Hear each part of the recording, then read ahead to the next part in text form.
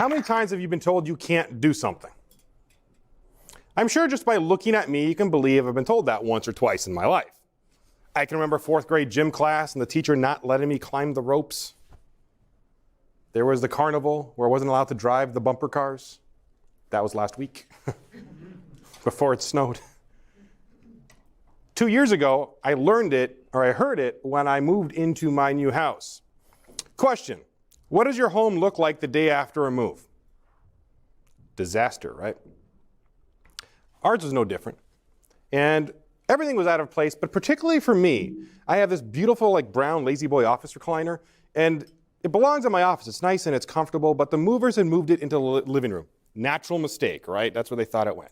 Now, living room, office, 15, 20 feet max. I thought, I'll take it there myself. I'll have it there faster than a speeding bullet. I'm walking up to this chair, right? Like I'm limbering up, getting a good low center of gravity. And I'm about to lift it when my wife, Sherry, emerges from the shadows. She says the words that I love to hear. Do you need help with that? You can't do that alone. Challenge accepted. I picked up that chair. I took it into my office. It only took me 47 minutes.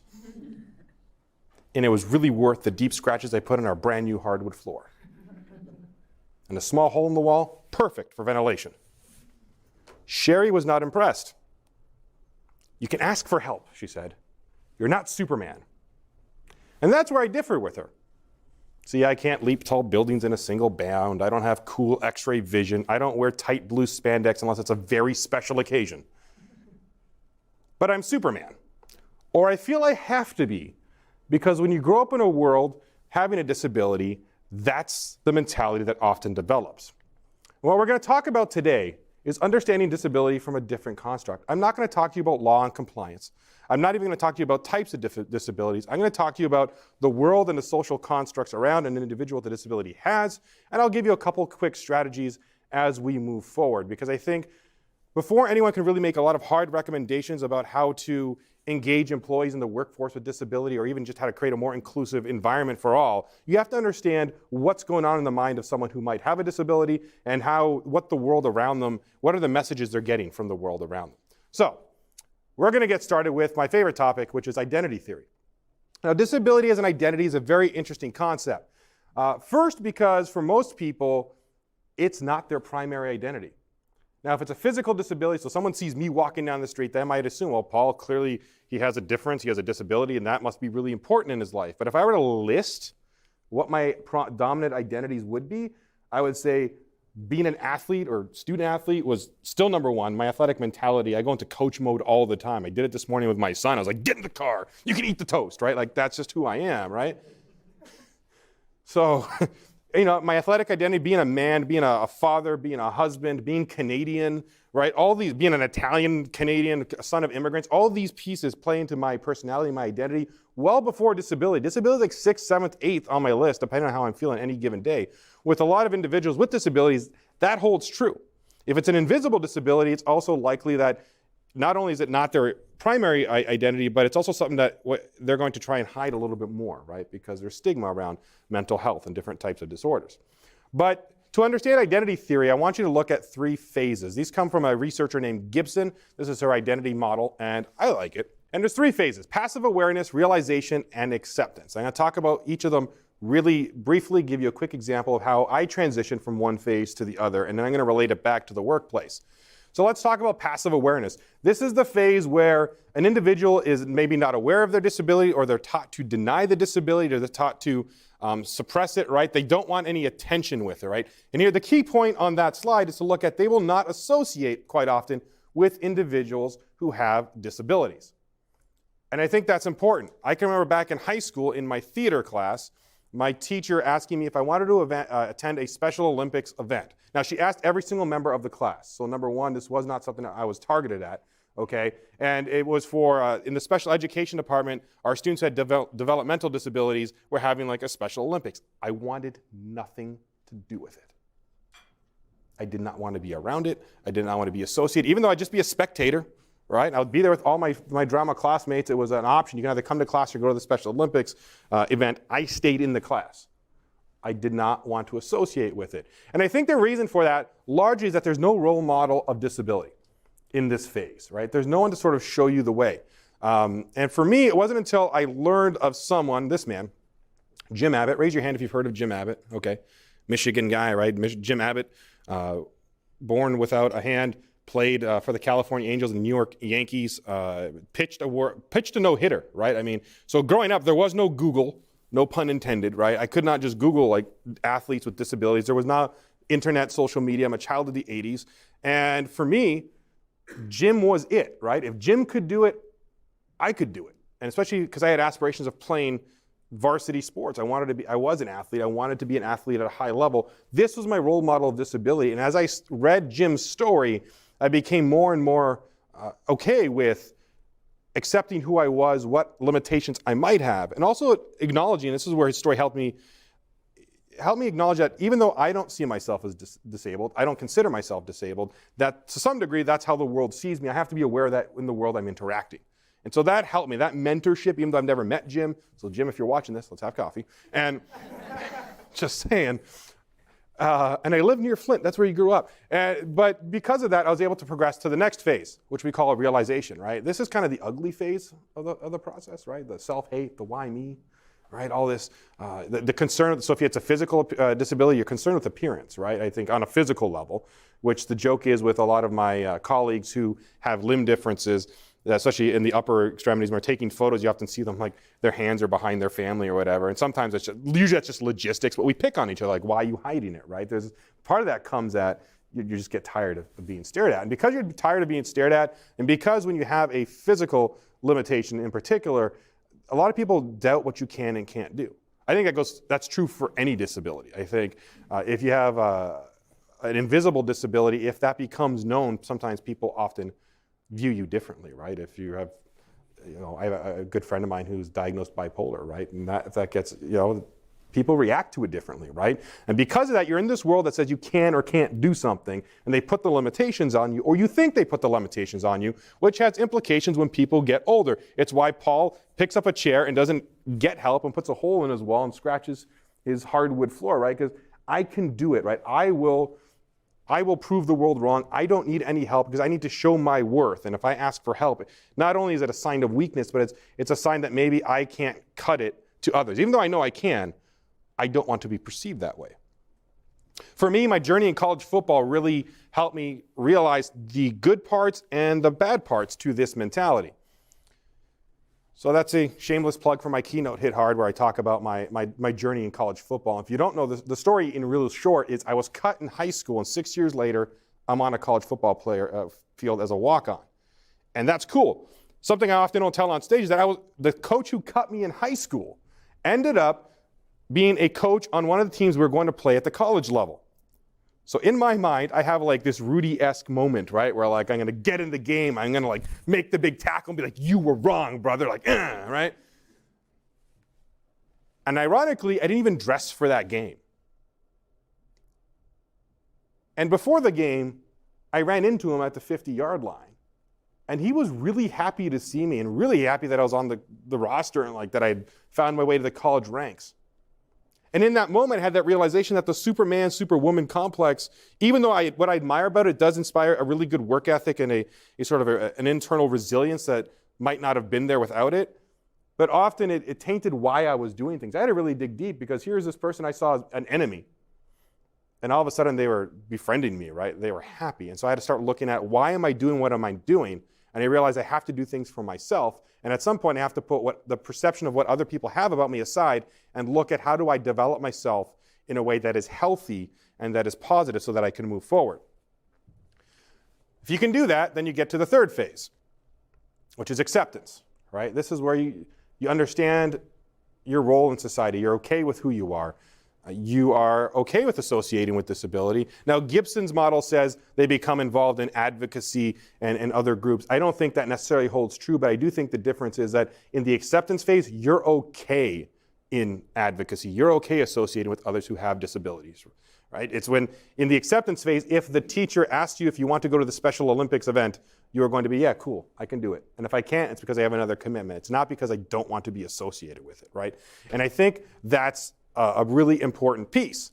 And I think there comes a moment where the individual really accepts who they are. Now, I had a few as a child early on, but it was a few years ago, again, when I moved to where I live now, I had to get a new doctor. You go through the physical exam, right? And so I'm going through the physical exam.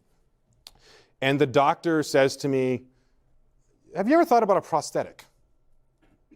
I said, I thought about it. I don't really need it. Right? I'll do what I can. He said, you should really think about it. They're doing great things with prosthetics these days, including robotics. And I thought, robotic arms? Like that's what I want. I mean, I'm a child of the 80s. There we go. I'm a child of the 80s, right? So like the Terminator, like I thought I can get a cannon on this thing or like a grappling hook, right? Like I want a robot arm. So I go to the clinic and I walk in and they say, why do you want to be here? Why do you think you need a prosthetic? I don't really need a prosthetic. I mean, it would be nice to maybe have something to help me lift weight, a little bit more weight, so I can get like svelte. But like really, I just want to play with the robot arms. And he said two things to me. The doctor said, number one, you're not going to play with robot arms. I'm sorry. So I was a little bummed. And he said, honestly, he said, there's nothing we have that will make what you have better. You're fine just the way you are. And for me, that was a validation of the acceptance over the years, because quite often with disability, to fully accept yourself, you have to accept the fact that when people find out you have a disability, whether they can see it or not, that there's this idea they have to fix you. And for years I said, I don't need to be fixed. Right? I'm good the way I am, but when I walked in that room, as bummed as I was as I couldn't play with new technology, it was like a validation from a medical professional saying, we don't need that. So those are your three phases. Why are they important? From a work context or even a societal context, here is why.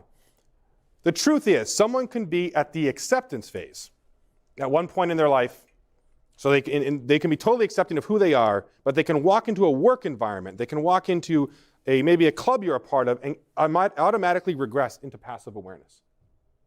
It's based on the climate and the culture and the attitudes around them. And that is something you need to be cognizant of, right? For me, I used to come from the education world originally, and they do a lot of diversity work, but often disability wasn't included in the definition of diversity. And automatically, I went into passive awareness. I don't want to be associated with it. I don't want to be around it because it's not valued. And if I say something, I don't know if I'm going to be punished, but I'm definitely not going to be rewarded for it. And so I don't. And if they do mention, there was always this fear of being pigeonholed with that work. Like they don't value it, but if they need someone to do the disability thing, they're going to call on me. And I didn't want to do that. So you got to be, looking at your work environment, other environments that you're in, you have to ask yourself, is this an environment where someone with a difference feels welcome? Sometimes that's physical, but there are other points that help us determine that. And here's another one. My second part that we're going to talk about is microaggressions. Raise your hand if you've heard of microaggressions. Okay, good amount. So I don't have to define it, right? Small, informal events that happen that cause harm, often not intentional. That's key, right? Often not intentional.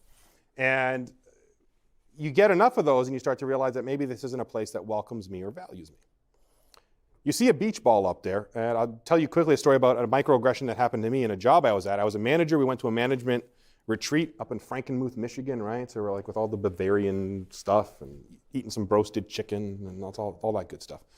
And at the end of the retreat, 30 managers in a circle, and they throw out a beach ball and they say, okay, we want you to grab the beach ball and we want you to say one tactic you're going to use in the year upcoming, and I want you to throw it to a colleague. All right, cool. First 15 people go. No beach ball at Paul. Next 5. Still nothing. But I'm like, okay, law of numbers. So I'm getting ready. I'm getting my stance, right? I'm getting ready to go. Ball's on my feet. All of a sudden, one of my coworkers catches the ball and she looks at me. I'm like, this is my time. She looks at me and she walks the ball over to me. Now, what do I do in that situation? Remember how I talked about identities? Italian, hot-tempered Italian is near the top for me. So I told her to stop, step back.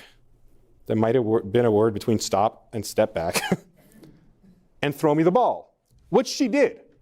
Now, because the universe has a sense of humor, she threw the ball about 3 inches too high for me. And so I had to do a leap, which vertical leap, not one of my strengths, and I tapped this thing. And it goes to my right. Now I'm like, I just called someone out. Now Superman kicks in, right? I have to catch this ball. And so I take another swipe at it and I knock it further over the room. All of a sudden I'm doing like these pirouettes trying to catch this ball, and I finally catch it, and the whole group applauds. And I said something not so eloquent, and I threw it back. Now, did my coworker mean to cause harm? Absolutely not. But she did. I mean, in that room, I was the only college athlete. Right? She didn't know me. She just made an assumption. And that's what the microaggression culture does. Let's play a game. This game is called Paul's Favorite Sayings. This is where you get to yell stuff back at me. And I'm going to give you a saying, something I have said or heard that is a microaggression. And I want you to tell me what the intent or what the true intent behind it is. Okay? Here's the first one. If you can do it, I have no excuse. I get this quite often when I hear my motivational talks. Right after I'm done, you're so inspiring. If you can do it, Paul, I have no excuse. Meant as a compliment. What's it really saying? Better than you. They're better than me. They have better abilities than me. Yeah, that's part of it. Anything else? You're held to a lower standard. I'm held to a lower standard. What does it do to my accomplishment? What is it, right? Let's say, well, you could play college football, so I could play college football. Or if you can achieve success, I can, because someone with a disability, probably the standard had to be lower, right? But the reality is, now I did not have a great playing career, right? Like the Rudy ending didn't happen to me, right? That's a whole other speech. But I learned a lot from that. But I can say this, that there were men who started that camp process with me that did not last the 2 weeks of camp or the season and did not go on to having football careers, right? I did. And so it belittles the accomplishment, but you get that. And I realize that as a motivational speaker, I straddle that line between being inspirational and trying to help people out, and then sometimes being a mascot. But that's something I'm very aware of and I'm cognizant of. Accommodations mean we're lowering standards. What's an accommodation? A shift in like your work environment to make it more, to make it possible for you to do the same thing. To make it, exactly right. It's a shift, it's an alteration to make sure that someone with a need can do the same work. It evens the playing field, right? Some people see that as lowering the standards. What's the insinuation then? Your work's not as good. Your work's not as good. What's the subtext as to what that person can achieve? Less, right? See, people see as an accommodation as a way just to get someone in so they can just maybe get by at best. What an accommodation does, it evens the playing field, so the person who needs that accommodation has the potential to exceed their limitations, right? To perform well, right? If the standard is a 5 in mythical number world, right? If the standard is a 5 and someone needs an accommodation to go from 4 to 5 so that when they're on the same playing field, they can go to a 9 or a 10. That's what an accommodation is. But in the education world, this is something professors and teachers, especially professors, going to be honest, in higher ed, still believe an accommodation is a way of lowering the standard. They're not looking at what the student is learning, how they can apply what they're learning. They're looking at the fact that, they might need closed captioning, or they might need a note taker, or they might need extended time, and that's not the standard, right? And so those types of sayings, don't send a positive message. Here's the next two, here's the next one, right? You don't want to work for Barbara. She's always having bipolar moments. What's going on in this one? It's bad to be bipolar. It's bad to be bipolar. Good. What are they doing with the condition or the disability? They're using it as a what? What's that? They're like trivializing it. Exactly, right? They're using it as a punchline. We swap out disabilities and impairments as punchlines, as jokes, or just as a way of describing things, right? Now think of someone, again, remember, disability, not the primary identity. A lot of time it's hidden. Even in my PhD research, those who disclosed having disabilities, half of them were invisible, right? They were not physical. So thinking about if you have bipolar disorder or ADD or ADHD, or even, sometimes it's not, it can be conditions like, I had a candy bar today, I'm gonna go into a diabetic shock or something. Like we make those jokes. But if you have those conditions and you don't want to necessarily, and you're looking at creating an environment that's positive, these things cause harm, or at the very least, send the message that maybe this isn't something I should be open with, or it's something that the company wants to engage with. So we have to think about our microaggressions. We're going to go to the social model of disability. This is my third point. This is my favorite piece to talk about, tie it together.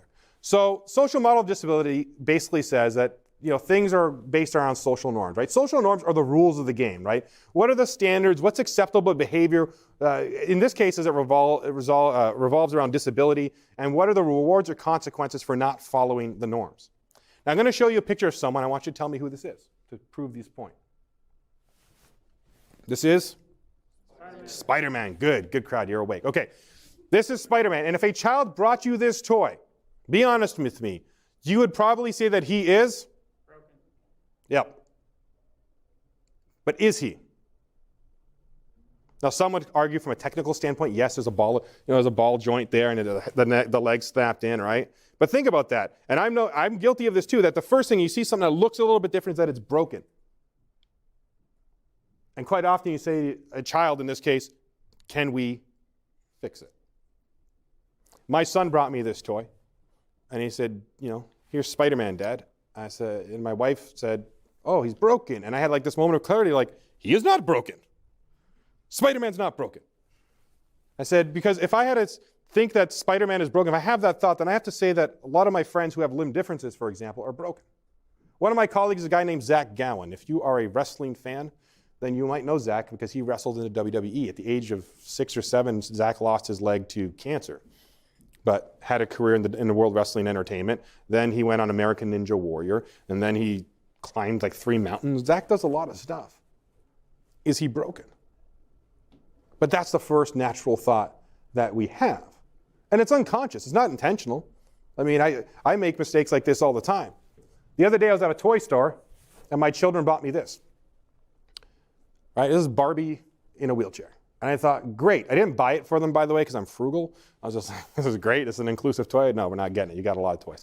But just honest.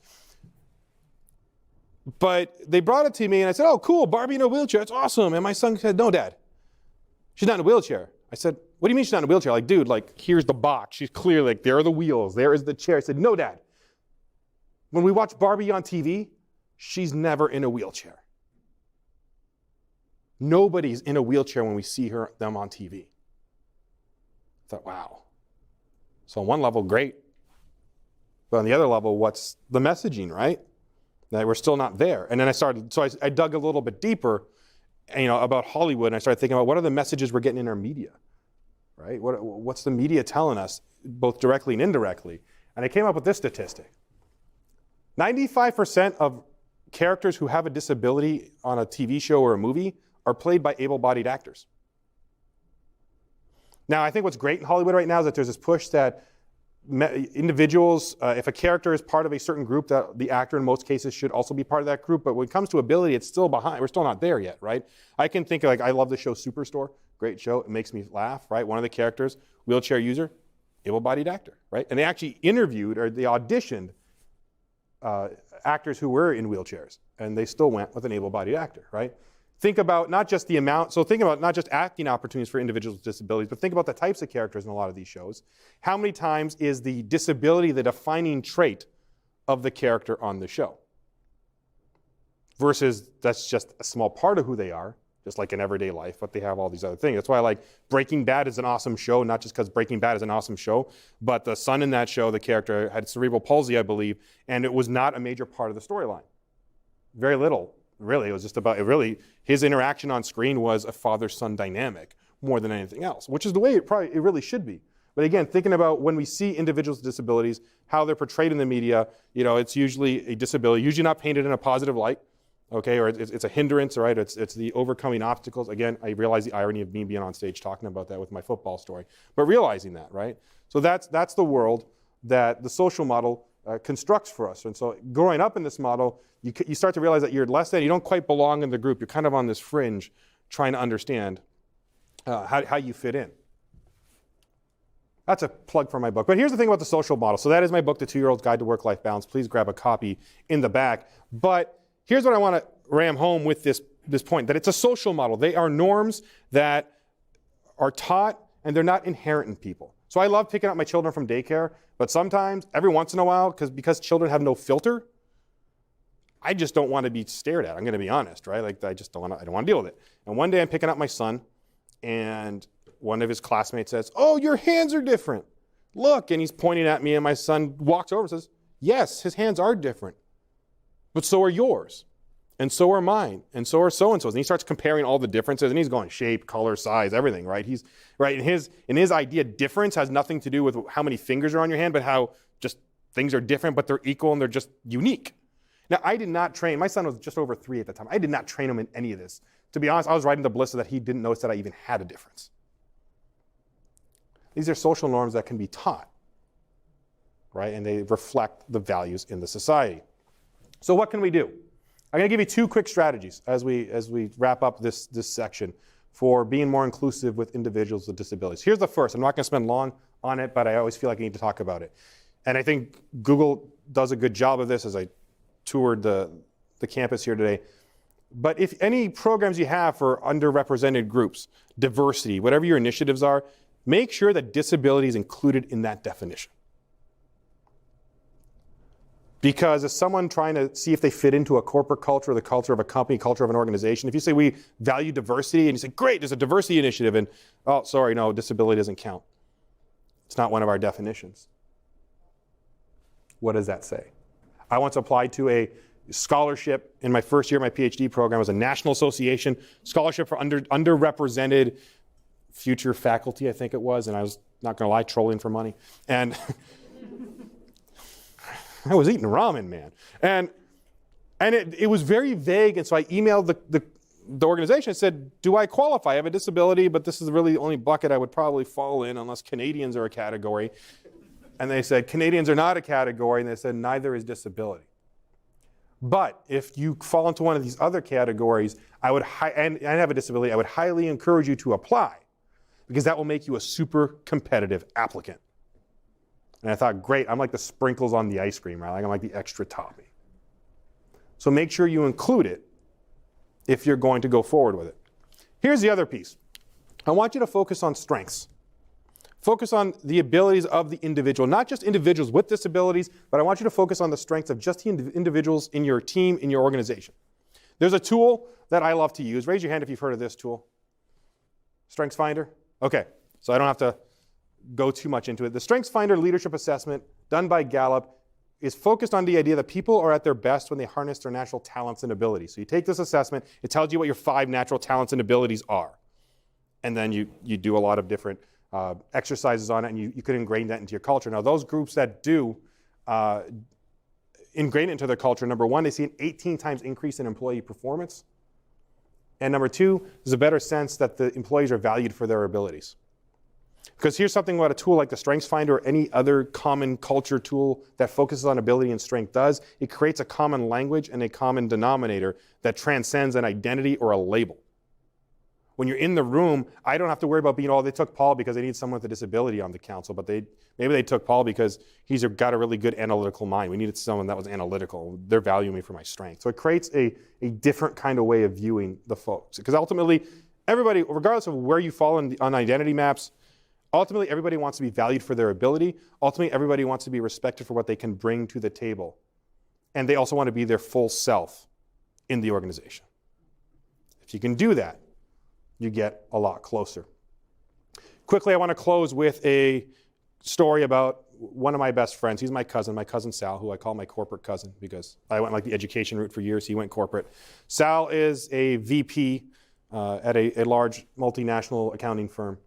And growing up, we would always talk about our careers, and because we're Canadian, we do it in the only place a Canadian can talk about your careers, which is the Tim Hortons coffee shop. And so we've planned our lives together. And then one day, Sal calls me 5 years ago, and he says, I got some news. I said, yeah. He said, I went to the doctor. I got multiple sclerosis. I said, okay. I know people with MS. I mean, there could be better diagnoses out there, but they're getting along. He said, no, I got primary progressive. It gets worse. It never gets better. There's no medicine. And because I'm sensitive and loving, said, what's that going to do for your work production, bro? And he said, you know what? I talked to my partners. My numbers are good. They said they're in it with me. I said, I don't want to be tokenized or have a lesser standard. They said, we're not going to do that for you. And they said, as your condition progresses, we will go with it. And so he used to commute on the train into work. He said when he couldn't commute anymore, they said, drive. And so he drove. And they paid for his parking, which in downtown Toronto was a lot of money. And when he couldn't drive, they said, okay, just telecommute it. Now he's a vice president running his entire division from his house. And he feels valued and he's got that high performance mentality. Doesn't feel like he's really missed a beat outside of the struggles of the condition. That's the kind of attitude we need when we're talking about including individuals with disabilities. They might have to do things differently. But ultimately, when we talk about ingenuity and advancing ourselves and doing things better, we understand that to do that, we have to own our differences. And by owning our differences, we get to embrace what they bring to the table, what we can do with those differences, and that's where creativity and innovation comes out, and then we realize that different is better. It can be uncomfortable, and that's fine. But we know without discomfort, there is no growth. And so my challenge to you today is if there's any aspect of disability you're uncomfortable with, that we want to know more about, that you want to engage with, then do it. Figure out how people are doing things differently. Work with them. Understand them. Do what you can to make this a better place. So that one day, when some dude is sitting in his house trying to lift a chair, and his wife is pleading with him not to carry it on his own because she knows what's going to happen, he'll step aside and say, you know what? Yeah, could use that help. Because even Superman has the Justice League. When they come together, they don't just combine their strengths, but they hide each other's weaknesses. Because let's be honest, unless there's a crisis in the ocean, Aquaman has a very limited skill set. Take that first step. I welcome your questions and comments in the next section. Thank you very much.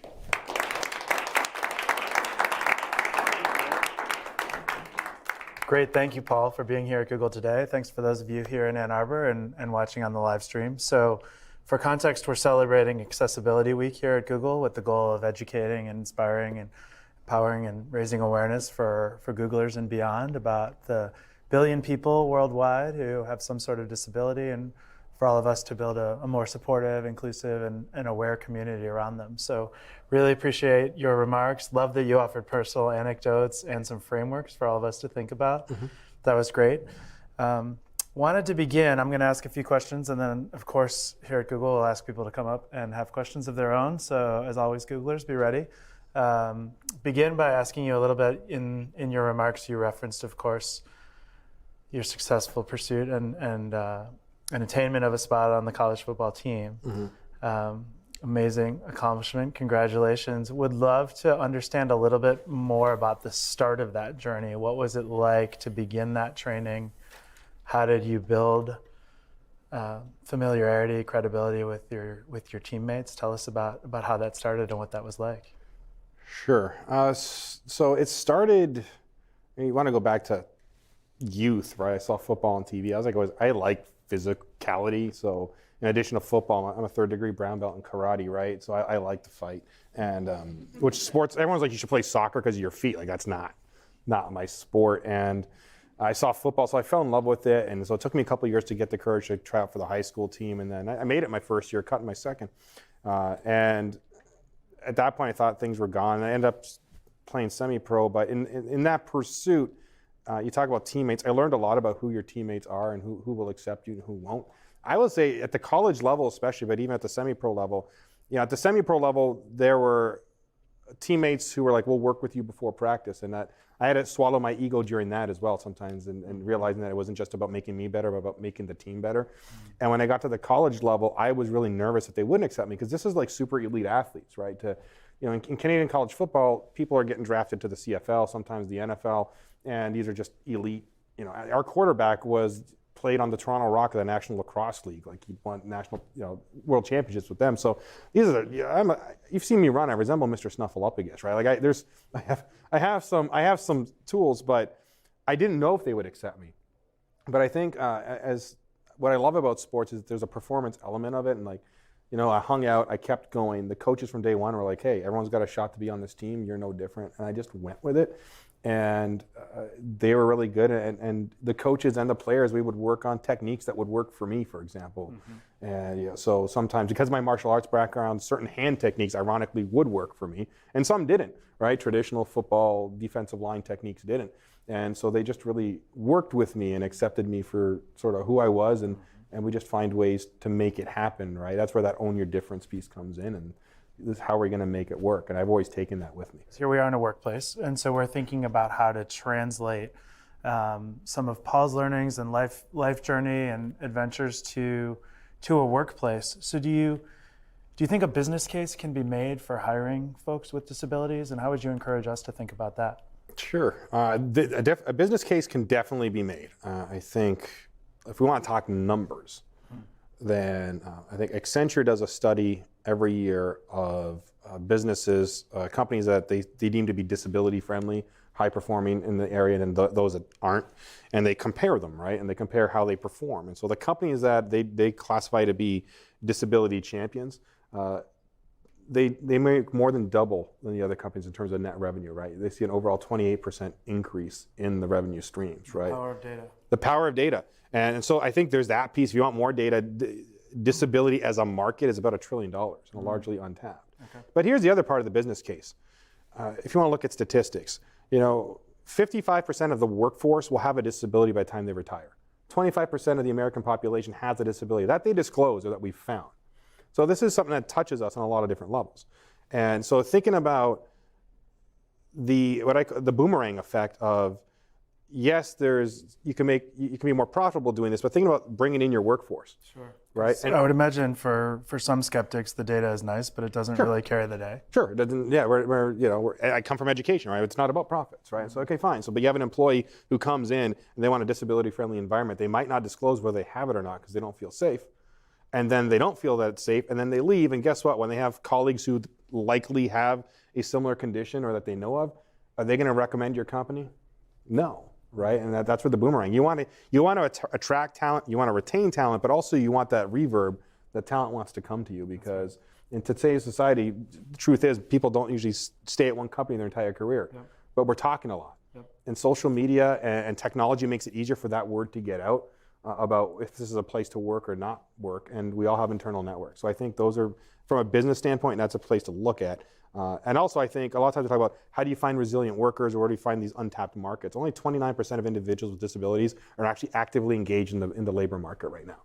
So there's also this underemployment issue of you want people who are resilient, you want people who want a shot to have a real career. The market's there. Go get them. So you touched on the retention a little bit there and on social media. So as we think about attracting talent to the workplace, of course, it's critical to then retain folks. What are some of the tips you have, the things you've seen work well? Again, you referenced social media, but other thoughts on retention in the workplace? Particularly, of course, for folks with disabilities. Absolutely. Well, I think there's a few things. I think number one, whatever you offer that is disability friendly, for example, I think it can't just be something you mention once at the onboarding or once a year, like here's the newsletter.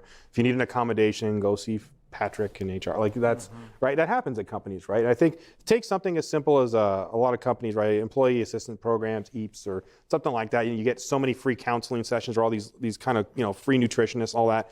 A lot of these benefits that you don't often hear about, and you often don't hear championing about, right? So the idea of, if you have these benefits, promoting them, and then if the culture is right, people actually talk about using it. So I'm very open that I've used employee assistance programs for counseling in the past to deal with anxiety, stress, and when I was in a major car accident that I walked away with no injuries, but still I was afraid to get behind the wheel, that I used them and they were of a benefit to me, right? And to think about that. And so I think there's part of it is just promoting what you have.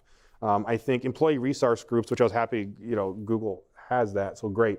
I think groups where individuals with disabilities can connect with other individuals with disabilities to further their career, talk about the issues they're having in a space that's safe, I think goes a lot for retention. And I think for smaller companies that might not have the numbers to do that, then there are national networks where you can do that as well. But giving employees the opportunity to engage in their identity if they want to engage in their identity that way, I think those are two really good retention strategies. I think the last 2 points I'll say again make sure disabilities included in anything that has to do with diversity or any sort of, if you're going to use that language, you're going to take that approach, nothing wrong with that, it's a great approach, to make sure disability is included with that, I think is a major retention factor.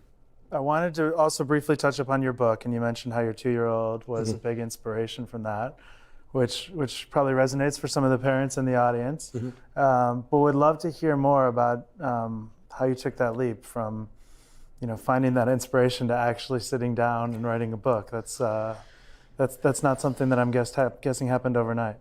No, and I was doing it when I was supposed to be writing a dissertation. So, So you wrote something else instead of what the original planned piece was going to be? yeah, my advisor had some very interesting thoughts on that. So why didn't you get your manuscript done? Well, I'm publishing. And there were 9 lessons? So There are was nine- number nine 1 lessons. a reference to dissertation? Yeah, actually some of the research is in there because my research is on work life. So the book was a happy accident in the sense that the premise is I'm going to an aspiring vice president's conference, right? It's in Nashville, Tennessee. And things happen. I'm working in higher education at the time. Things happen. Life gets really crazy. And I make this realization that I've interacted more with my family in Flint, Michigan when I'm in Nashville than I did when I was home. And I'm like, there's something wrong. And my son was like 2.5 at the time. And the few things he could say, so each chapter is a saying he had, and it just helped me recalibrate my life and what I really wanted. Realize I didn't really want to be a VP. I wanted to go this other route in my life.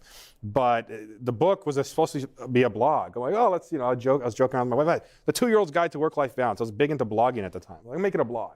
And then it got a little long. I'm like, it'll be a 2-part blog. And then it'll be a 3-part blog. And then I got to about 7,000 words. Like, we're just going to make it like a book. So the front end is the story and the lessons. The back end is like a workbook, and so activities and reflections you can do based on the lessons. But it was a happy accident, and I believe in organic growth of things, and I just kind of, where's this thing going to take me, and just kept going and going, and so. Hi, you mentioned the story about your daycare. I have a 3-year-old who asks a lot of questions right now and is like very curious about things. Like we were at the doctor's office this weekend, and needed an oxygen tank, and she had a lot of questions about it. So I'm wondering, as a parent, how can I raise a child to approach disabilities sensitively? And then as a parent, when she is like a jerk and is like staring or something, like what is the best way a parent can respond like in the moment? So thank you. A parenting question. We're in trouble now. Following views expressed are not. I'll say a couple things, and I get this in different forms, not just about parenting, but I want to help someone or how to, And so number one, on a base level, if someone is doing something differently, just acknowledge that they might be doing something differently. Don't need help. But to your more specific point, I have found with my son, who we don't talk about my difference very much, but he's inquisitive. He's 6 now, and my daughter's 3. That sometimes we talk about like why does someone have an oxygen tank? Well, we needed to help him. Right. So I think that part's okay. A sensitivity to the person who might be aware that they're being stared at and they're not engaging with you, then just try and redirect the conversation. But what I always used to hate hearing was like, don't ask making it a taboo. That's the thing. Don't make it a taboo subject, right? Like we'll talk about it later, or let's go in that vein versus as a kid, and this was a long time ago, but you would hear like, how would you feel if you had arms like that and people were staring at you? I'm like, no, that's not where you want to go. But I think addressing it, and if they are being because sometimes kids are going to blurt stuff out, they're going to go up to the person. And if the person seems uncomfortable, just be like, hey, I'm sorry, and just do the redirect. But sometimes they're not aware that you're staring, that they'll answer it, right? I think kids get a blank slate with a lot of people. So, but I think my advice is don't make it taboo. Questions around children's books that you might recommend or other resources for these? No, but I can find some. No, I don't. That's actually something I'm a bad advocate in that way. I don't. I'm sure there are. Stay tuned for your dissertation. Stay tuned for my dissertation. Stay tuned for a resource page, and I'll find some and I'll send them to Molly and Lindsay, because now I'm on a quest, because that's a good question. So we're sort of toggling back and forth here between work and beyond work, Sure. and this concept of flexibility and work-life balance is clearly at the core of what you do. As you reflect on that, and particularly putting it in through a company lens, how do you see work-life balance initiatives helping folks with disabilities? What can we as employers and as coworkers do for folks either with visible or non-visible disabilities? Good question. I think, so what I like about flexibility at its core is to me, work-life flexibility answers the question of what needs to get done. And if you can articulate what needs to get done, then you can be open as to how it gets done. Sure. It's probably not just the manager, it's the Yeah. team members who are working Absolutely. with. Absolutely. other on the front lines of whatever the role is. And so I find a lot of times those are resistance to flexibility in its various forms. Like, well, number one, it's quite often a control thing. If I can't see an employee, they're automatically going to be, they're not working, right? So like there's this idea that if they're present, they're going to be working, which we know is not necessarily true. It's actually not true. But I think the other part is when I say, well, what work do they need to do? And this, if they, a lot of time they can't articulate it, right? Like, so you have to think about what's the task that needs to be accomplished. Because if the task is, let's say, digital technology based, right? Like, or in the case of some office workers in different industries, across industries, go, I mainly answer emails all day. That's a common one, right? I do stuff for the company, but really it's answering emails, putting out fires, or trading information. But I can't We work have from a lot home. of people here in the customer facing and customer service roles. I'm That's thinking sure. this might resonate for a couple people here. Exactly, right? And so the idea is, well, if their job is to disseminate information and to answer questions, can that be done in more than one way? And in some cases, using more than one tool. And so that's the starting point for workplace flexibility, is that you got to, I'm very results oriented. I think that's the coach in me, going like, what needs to get done, right? Like, we got to score, where's the end zone, right? Define the end zone. If you can't define where the end zone is, what the goal is, you need to go back and figure out what people are supposed to be doing. But from a... I see that football analogy. Yeah, it comes out. Sorry, motivational Paul comes out. I can't help it. But here's the other part. In terms of disability and inclusion, it also, if people have the flexibility to construct their work and their life in a way that makes sense to both achieve the work objective and their personal objectives, now it gives them some flexibility in terms of how they may manage their condition, their disability, their situation. They don't have a fear of outing themselves if they want to disclose. They don't have a fear or a panic of, do I need to take a vacation day because 2 days ago it snowed? How many people might have had to choose between taking a vacation day, or they lied and called in sick, or had to risk themselves on the road for a job where they maybe primarily did email, right? Like, so thinking about that, or if they're having a bad day with, let's say, mental health. And again, ultimately, I think you're the CEO of your own body and your health, and a lot of times you know what's best for you. And sometimes, like, I don't want to be people facing today. I can just, it's too hectic at home. I just need to be getting my stuff done. So I think it gives people this two-way go if the trust is there. And I think in most cases, when the trust is there, an employee is more likely to be open about maybe possible needs they have, or even just conditions that they have that don't impact their work. And I read something not long ago that said when employees and managers are open about disability and have a good relationship, the job satisfaction rate is 79%. So I think that's a catalyst to help get there. Because now you're not as worried about like, I have really bad arthritis and it's winter and sometimes driving 30 minutes can be hard, right? So thinking about that. Paul, you talked about moving from passive to acceptance. Yes. You told the story of your teacher asking everyone if they wanted to do these special Olympics. You didn't want to do it. Anything in hindsight you wish she would have said or done differently in that moment? In hindsight, I wish I would have gone and not been so resistant. I think I inadvertently probably missed out on some life experiences that might not have been there. And I think there's other instances of people coming up to me who had sometimes even similar disabilities. Like, oh, you have a disability too. I'm like, I'm not disabled. Like, don't talk to me. Like, just shutting them down, right? And I thinking about like the relationships that I turned my back on, or the opportunities to learn. I sometimes work in the summer with a charity called Nubability Athletics, and they have it's a sports camp for children with limb differences, and all the coaches have limb differences and played college or were Paralympians or something like that. And I'm cool with that now, but I'm thinking about and I think what's cool about that charity is that they're getting this mentorship early, and thinking about the mentorships and connections I turned my back on is probably something I would do differently. And then, different topic, I'm just really curious, you're a football fan, do you have a favorite football player at the moment? Player? So I'm a 49ers fan. Tough loss the other night. Interesting week, yeah. Yeah, interesting Playing to the week. Bay Area headquarters of our company here.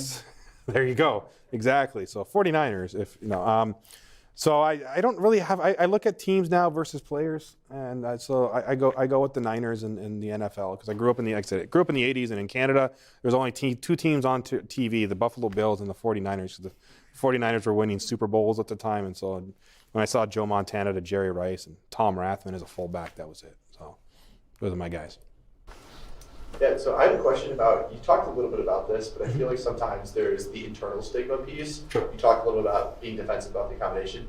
Could you talk a little bit more about like what that emotional process for you was, and like when did you have that moment of realization when you stopped being defensive and stopped feeling like, no, I don't want to touch this? Like, did you have an aha moment, or like what were the moments that you think kind of led you to change your emotional and your mental mindset? I've had a few aha moments over the past. So I mean, it's really not as simple as like this was my face, right? So there's different pieces, but going back, so I showed Jim Abbott's book Imperfect, and partially to share Jim's story, but for me, and this was about 7 years ago, I didn't know if I wanted to have a child because I was afraid that my son might be born with something, and which is funny because like here's the other part. How I became a good storyteller. No, I'm born the way I am just because that's the way. There's no story. People get depressed when there's no like tragic tale. And so I got tired of it. And one of my mentors was my cousin Joe, who had muscular dystrophy, and he would get asked a lot. And I said, man, like people get bummed when there's like nothing, no sob stories. Like just tell a story once in a while, and people will believe whatever you tell them. So I especially when they're inebriated. Yeah. So I tried out different versions, and all that to say that I don't know where I was going with that, but when I read Jim's book.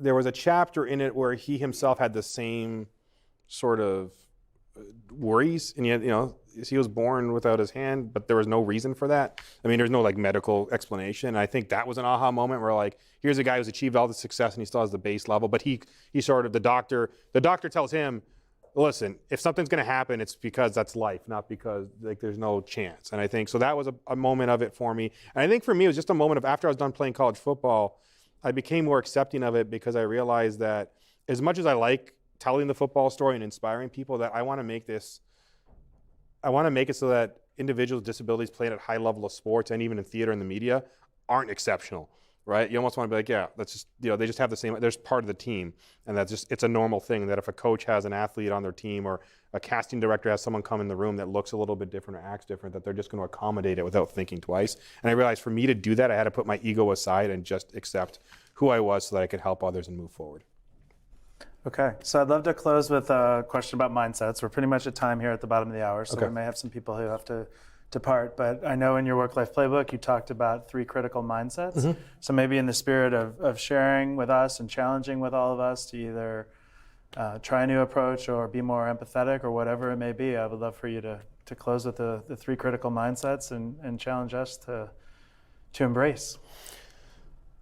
So 3 must-have mindsets. Mindset number 1 is adjusting your attitude, right? And there's a lot of components to that. I think there's a belief part. You have to believe in what you're doing, and you have to have a strong belief that you can succeed. And I think, because sometimes, like if we've heard about imposter syndrome, right? That belief that you belong there, right? That you have the tools and the abilities, that nothing you do is a fluke. It's part of a process and an educational journey. So I think attitude is number 1. You have to understand that the attitude piece, it's not just about being positive for the sake of being positive, but it's about really understanding and being self-aware of what you bring to the table and that you can do it, and having a process that works for you.